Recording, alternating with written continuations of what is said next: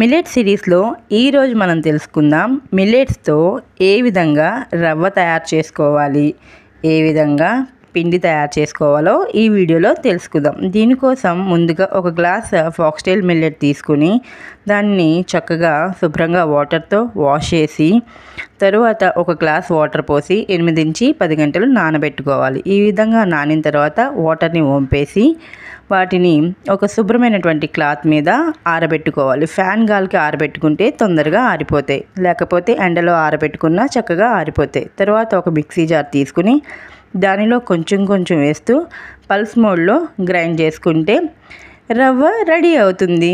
దీనిని ఒకసారి జల్లెడతో జల్లించుకోండి, ఏదైనా పిండి కానీ ఉంటే కింద పడిపోతుంది. ఈ రవ్వని ఇంకా మెత్తగా గ్రైండ్ చేసుకుంటే మనకి పిండి కూడా రెడీ అవుతుంది. ఈ విధంగా మన మిల్లెట్స్తో రవ్వ మరియు పిండి చేసుకోవచ్చు.